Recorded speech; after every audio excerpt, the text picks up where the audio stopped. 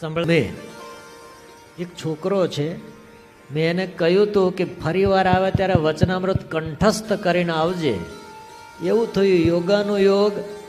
આજે સ્વામી રવિ સભા પણ છે અને એનો જન્મદિવસ પણ છે અને વચનામૃત કંઠે કરીને આવ્યો છે. ફરી આ છોકરો કેટલામો જન્મદિવસ છે? 10મો જન્મદિવસ છે, એટલે 11 વર્ષનો કહેવાય. ચાલે ને? લે વચનામૃત સંભળાય પહેલા, પછી જન્મદિવસના આશીર્વાદ આલશે. બોલ, આમ કર દે ઊંચું. તાલવાસી શ્રી હરિકૃષ્ણ મહારાજ, પૂજ્ય આચાર્ય મહારાજ શ્રી, પૂજ્ય ગુરુવર્ય માધવપ્રિયદાસજી સ્વામી, પૂજ્ય સદગુરુ બાલકૃષ્ણદાસજી સ્વામી તથા પૂજ્ય ડૉક્ટર સ્વામી તથા સર્વે સંતો અને હરિભક્તોને મારા ભાવથી જય સ્વામિનારાયણ. કયું બોલવાનો છો? કયું વચનામૃત બોલવાનો? હું જોઉં ને. 7મું વજ્રની ખીલીનું. 7મું વજ્રની ખીલીનું. હાલ વાંચ, બોલ. સ્વામિનારાયણ હરે, સ્વામિનારાયણ હરે. સંવત 1883ના ભાદરવા વડી છઠને દિવસ શ્રી સહજાનંદજી મહારાજ શ્રી ગઢડા મધ્યે દાદા ખાચરના દરબારમાં પોતાના ઉતારાને વિશે ગાદી તકિયા ઉપર વિરાજમાન હતા અને સર્વ શ્વેત વસ્ત્ર ધારણ કર્યા હતા. કંઠને વિશે મોગરાના પુષ્પના હાર પહેર્યા હતા. ભાગને વિશે મોગરાના પુષ્પના તોરા વિરાજમાન હતા ને પોતાના મુખારવિંદની આગળ મુનિ તથા દેશ દેશના હરિભક્ત સભા ભરાઈને બેઠી હતી.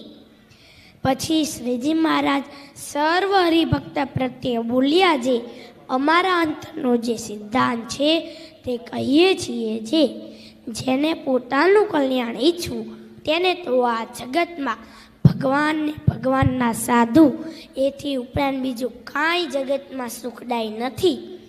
માટે જેવી રીતે શરીરને વિશે જીવને આત્મબુદ્ધિ વર્તે છે, તેવી ભગવાનને ભગવાનના સંતને વિશે આત્મબુદ્ધિ રાખવી જોઈએ ને ભગવાનના ભક્તનો પક્ષ દ્રઢ કરીને રાખ્યો જોઈએ.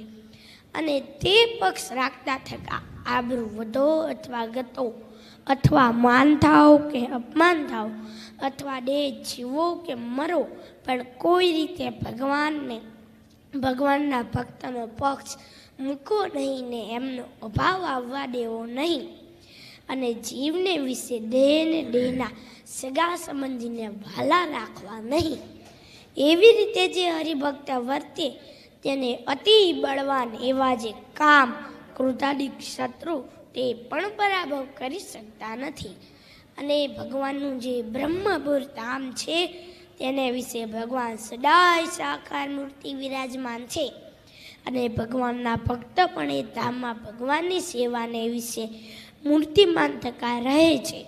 અને તે ભગવાનનો જેને પ્રત્યક્ષ પ્રમાણ દ્રઢ આશરો હોય તેને મનમાં એવી બીક ન રાખવી જે કે રખે મરીને ભૂત પેત થવું કે રખે ઇન્દ્રલોકને જ પામવું કે રખે બ્રહ્મલોકને જ પામવું, એવી આ શંકા મનમાં રાખવી નહીં. કેમ જે એવો ભગવાનનો ભક્ત હોય તે તો ભગવાનના ધામને જ પામે. વચમાં ક્યાંય તેને ભગવાન રહેવા દે નહીં. પણ ભક્તજન છે તેને પોતાનું જે મન છે તેને પરમેશ્વરના ચરણારવિંદને વિશે દ્રઢ કરીને રાખવું. જેમ વજ્રની પૃથ્વી હોય તેમાં વજ્રની ખીલી ચોળી હોય તે કોઈ રીતે ઉખડે નહીં, એવી રીતે જે હરિભક્ત પોતાના મનને ભગવાનના ચરણારવિંદને વિશે દ્રઢ કરીને રાખે તેને મરીને ભગવાનના ધામમાં જવું એમ નથી. એ તો છતી દેહે જ ભગવાનના ધામને પામી રહ્યો છે એમ વાર્તા કરીને જય સચ્ચિદાનંદ કહીને સર્વ સભાને ઉઠવાની આજ્ઞા કરી. ઇતિ વચનામૃતમ ગઢડા અંત્ય પ્રકરણનું 7મું વજ્રની ખીલીનું જે તે થયું. સજાનંદ સ્વામી મહારાજની જય.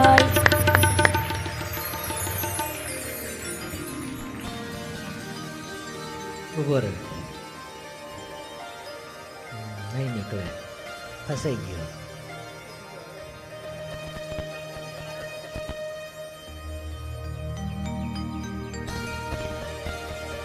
બધા સંતોન પગે લાગીને, બધા હરિભક્તોન પગે લાગીને બેસી જાઓ.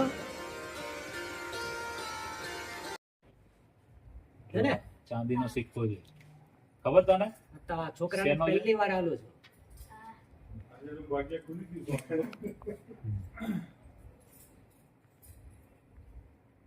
એ વચનામૃત કંઠસ્થ કરીને લાવ્યો ને ગીતાનો અધ્યાય કંઠસ્થ કરીને લાવ્યો.